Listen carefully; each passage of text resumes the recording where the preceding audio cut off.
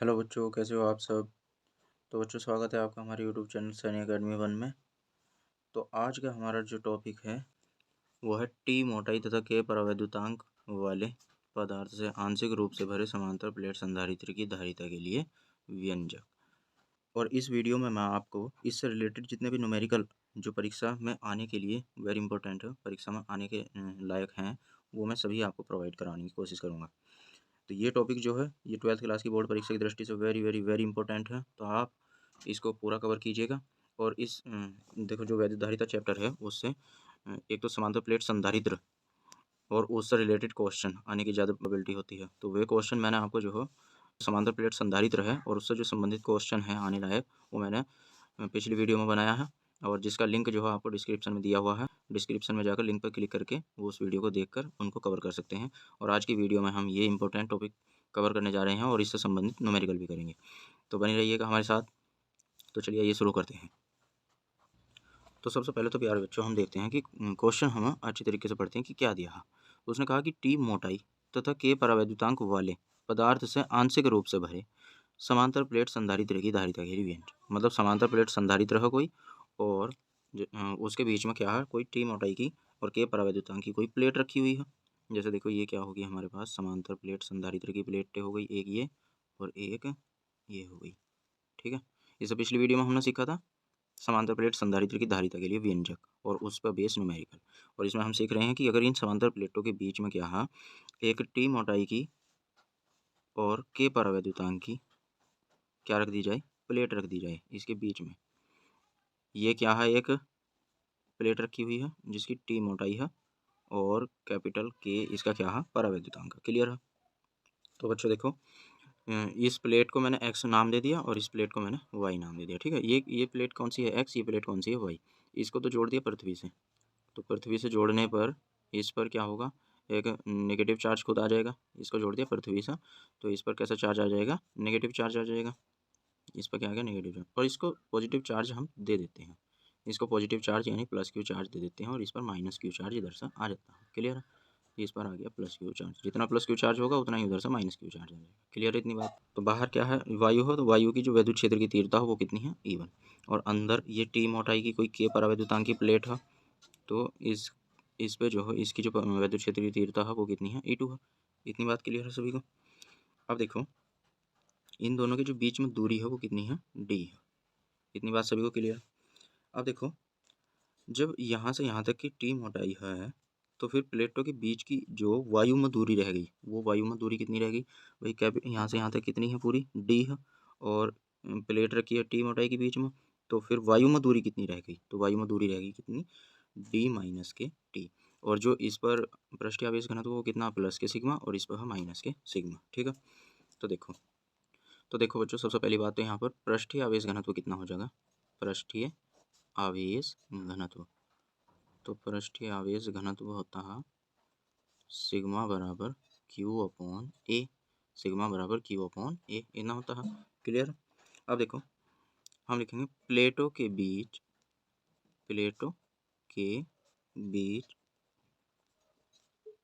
वायु में वायु का क्षेत्र, प्लेटों के बीच वायु का क्षेत्र जो हो वो कितना है, बराबर वो है D माइनस के टी दूरी तक। कितनी दूरी तक है, D माइनस के टी दूरी तक। देखो, यहाँ तक तो ये परावैद्युतांक है, तो इससे बाहर वाला ये क्या है, वायु है इधर। ये भी क्या है, इधर वायु है ये भी। तो भाई यहाँ से यहाँ तक ये ही तो टी है इतना, और यहाँ से यहाँ तक कितना है, ये डी है। तो डी में से टी घटा देंगे तो वायु वाला ही क्षेत्र बच जाएगा। तो यानी प्लेटों के बीच वायु का क्षेत्र कितना है, डी माइनस टी दूरी तक है। तो अगर हम इसमें वैद्युत क्षेत्र की तीव्रता निकाल लेंगे तो लिखेंगे वायु क्षेत्र में प्लेटों के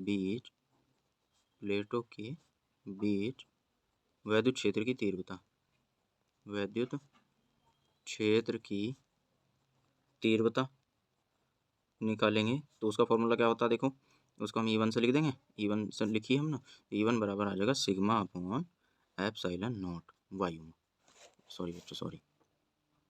तो ये क्या हो जाएगा, तो देखो वायु क्षेत्र में प्लेटों के बीच वैद्युत क्षेत्र की तीव्रता निकालें तो आ जाएगा E1 बराबर सिग्मा अपॉन एप्सिलॉन नॉट। क्या आ जाएगा?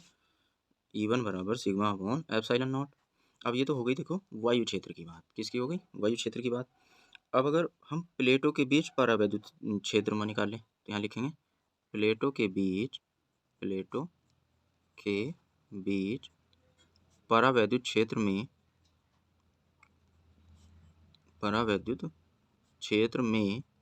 वैद्युत क्षेत्र की तीव्रता निकाल ले। वैद्युत क्षेत्र की तीव्रता तो वो कितनी आ जाएगी बच्चों बताओ? तो वो आ जाएगी E2 बराबर सिग्मा अपॉन के एप्सिलॉन नॉट। क्लियर है? ये आ जाएगी E2 बराबर सिग्मा अपॉन के एप्सिलॉन नॉट। अब देखो बच्चों, अगर हम प्लेटों के बीच विभवांतर निकालें तो प्लेटों के बीच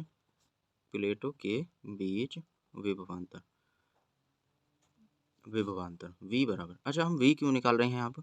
क्योंकि देखो हमने धारिता का फॉर्मूला पढ़ा है, C बराबर क्या होता है? Q अपॉन V होता है। तो यानी हम देखो जो हमारा डेरिवेशन है वह संधारित्र की धारिता के लिए व्यंजक, धारिता के लिए तो व्यंजक निकालना है, और धारिता की व्यंजक निकालने के लिए हमें एक तो कुल आवेश चाहिए और एक कुल विभवांतर चाहिए। तो विभवांतर निकालना है, इसीलिए हम यहाँ से क्या निकाल रहे हैं? विभवांतर निकाल रहे हैं। ठीक है।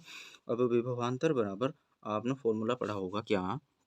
देखो विभवांतर बराबर होता है देखो E बराबर होता है V अपॉन डी। क्या होता है? E बराबर V अपॉन डी। ये तो आपने पढ़ा होगा, प्लेटों के बीच जो वैद्युत क्षेत्र की तीव्रता होती है वो होती है E बराबर V अपॉन डी, जहाँ D होती है दूरी और V होता है विभवांतर। तो अगर हम यहाँ से V की वैल्यू निकाल लेंगे तो क्या आ जाएगी? ED। V की वैल्यू निकाल लेंगे तो क्या आ जाएगी? ED। सिंपल है। अब देखो E हो गया वैद्युत क्षेत्र और D हो गया दूरी।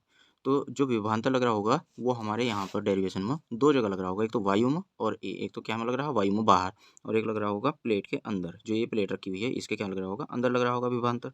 तो देखो जब यहाँ पर हम विभवांतर लिखेंगे तो वो एक तो लिखेंगे वायु में, तो वायु में वैद्युत क्षेत्र की तीव्रता कितनी है? E1, और दूरी कितनी चल रहे हैं हम वायु में? D माइनस के T। तो यहाँ पर आ जाएगा E1 और D माइनस के T। क्लियर है बात?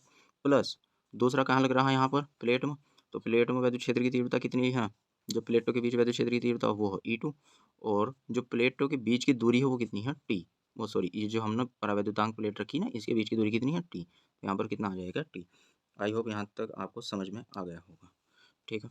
अब देखो E1 की वैल्यू क्या है? Sigma upon epsilon not. यहाँ पर पुट करेंगे तो V बराबर हमको मिल जाएगा, E1 की वैल्यू रखेंगे यहाँ पर तो ये आ जाएगा सिग्मा अपॉन एप्सिलॉन नॉट और D माइनस के T, प्लस E2 की वैल्यू रखेंगे सिग्मा अपॉन के एप्सिलॉन नॉट और ये आ जाएगा यहाँ से T। यहाँ तक समझ में आ गया सभी को? क्लियर है? अब देखो जो सिग्मा है तो सिग्मा दोनों टर्म में आ रहा है और एप्सिलॉन नॉट भी दोनों टर्म में आ रहा है, तो यहाँ से हम इसको कॉमन ले सकते हैं। तो V बराबर आ जाएगा यहाँ से सिग्मा अपॉन एप्सिलॉन नॉट। तो ब्रैकेट में क्या बच जाएगा? यहाँ से एक तो D बच गया और माइनस के T बच गया, क्योंकि सिग्मा अपॉन एप्सिलॉन नॉट तो बाहर निकल गया, और प्लस यहाँ से सिग्मा अपॉन एप्सिलॉन नॉट बाहर आ गया तो यहाँ पर बच गया T और अपॉन में K। ये बच गया। यहाँ तक क्लियर है सभी को? ठीक है। देखो यहाँ से सिग्मा बराबर क्या है? Q अपॉन A दिया, तो यहाँ से सिग्मा की वैल्यू रख देंगे Q अपॉन A। तो यहाँ सिग्मा की वैल्यू रखेंगे Q अपॉन A, तो ये आ जाएगा Q अपॉन A और ये अपॉन में एप्सिलॉन नॉट, और बाहर आ जाएगा D माइनस T और प्लस के T अपॉन K। क्लियर है? अब देखो, अब हमको जो निकालना था, हमको तो निकालना था धारिता, हमको तो धारिता के लिए व्यंजक निकालना था। यहाँ पर लिख देंगे सिंपल धारिता बराबर C बराबर क्या होगा? Q upon V। Q का मतलब कुल आवेश और V का मतलब विभवांतर। तो Q को ऐसे ही रखेंगे, तो C बराबर Q को तो ऐसे ही रखेंगे और V की वैल्यू रख देंगे। ये V की वैल्यू क्या है? Q upon A epsilon not और D माइनस T और प्लस के T अपॉन K। ठीक है, ये हमने किसकी? V की वैल्यू रख दी ऊपर से, ये वाली। ठीक है। अब यहाँ देखो Q से Q कैंसिल हो गया तो 1 बार हुआ, तो यहाँ से ये घूम के ऊपर जाएगा तो ये आ जाएगा हमारे पास C बराबर, तो बच्चों ये आ जाएगा हमारे पास C बराबर epsilon not A upon D, और यहाँ से मैं T कॉमन ले सकता हूँ तो माइनस T कॉमन लिया तो ये बचेगा 1 और माइनस 1 अपॉन K। तो जी ये फॉर्मूला निकल कर आया है, ये ही हमारा धारिता के लिए फॉर्मूला होता है। वो भी कब? जब दोनों समांतर प्लेट की दोनों प्लेटों के बीच में कोई टी मोटाई की प्लेट रखी हुई होती है, तो उसके लिए यही फॉर्मूला आता है निकल कर, ये फॉर्मूला ही अभिष्ट फॉर्मूला है। ठीक है, ये हमारा आंसर हो गया। आइए इस पर बेस्ड क्वेश्चन करते हैं। तो देखो बच्चों, ये क्वेश्चन दिया हुआ है हमें कि के परावैद्युतांक के पदार्थ से किसी गुटके का क्षेत्रफल समांतर पट्टिका संधारित्र की पट्टिकाओं के क्षेत्रफल के समान। मतलब के परावैद्युतांक का जो पदार्थ है उसका एक गुटका, हाँ, वो जो उसका जो क्षेत्रफल है वो समांतर पट्टिका संधारित्र की पट्टिकाओं के क्षेत्रफल के समान मतलब बराबर है।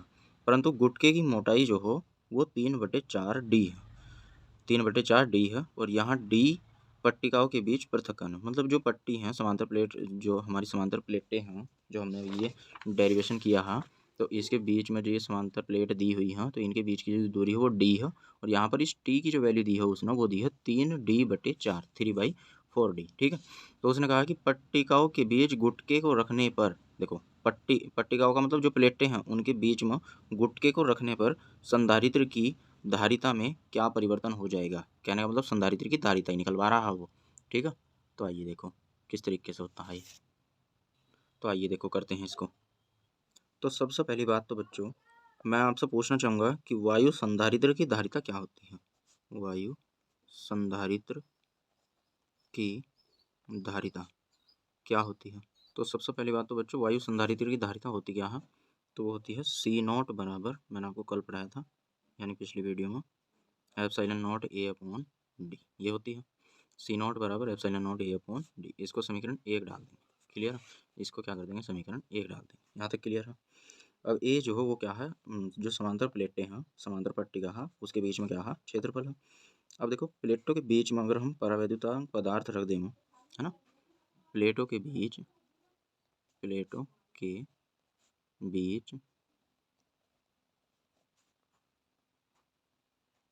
परावैद्युत पदार्थ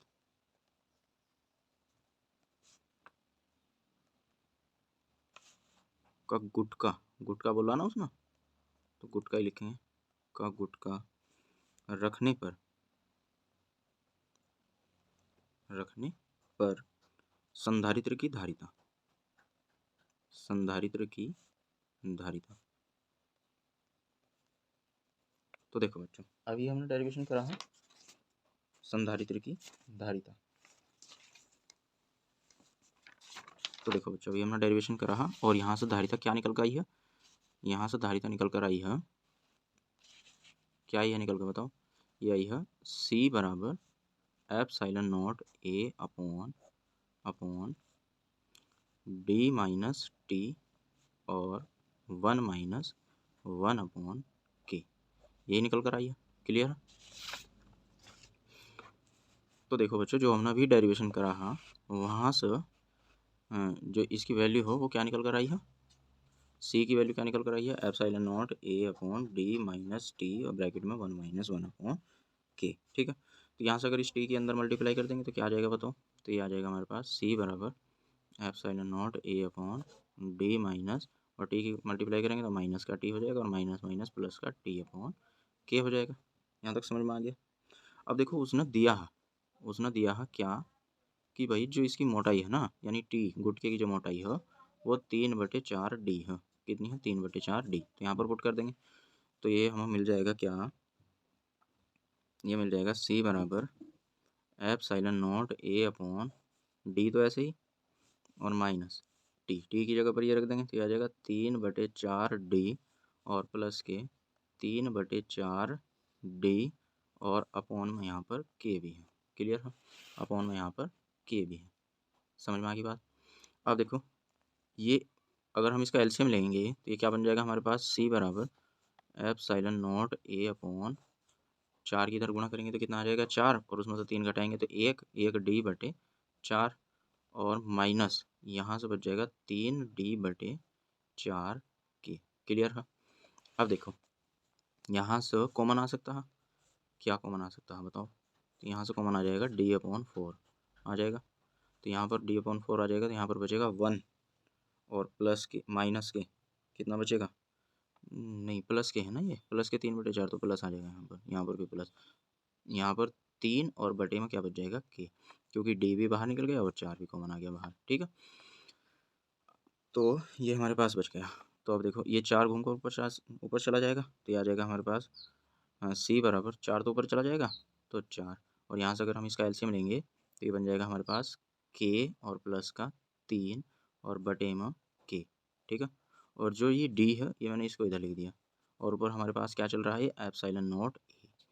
अब जरा ऊपर आओ, समीकरण 1 में आओ, तो यहाँ पर epsilon not a upon D, समीकरण 1 से epsilon not a upon D, ये किसकी वैल्यू हो, सी नॉट की, ये किसकी वैल्यू है, सी नॉट की। तो यानी epsilon not a upon D की जगह पर हम क्या रख सकते हैं, सी नॉट, और ये के घूम पर ऊपर चला जाएगा तो ये आ जाएगा 4k अपॉन के प्लस 3, ये आ जाएगा, और बाहर आ जाएगा सी नॉट।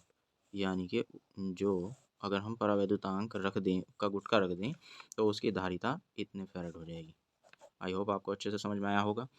तो अगर आपको वीडियो पसंद आई हो तो अब जल्दी से वीडियो को लाइक और शेयर कर दें, और अगर चैनल पर नए हो तो चैनल को सब्सक्राइब कर दें। तो वीडियो पूरी देखने के लिए आप सभी का धन्यवाद।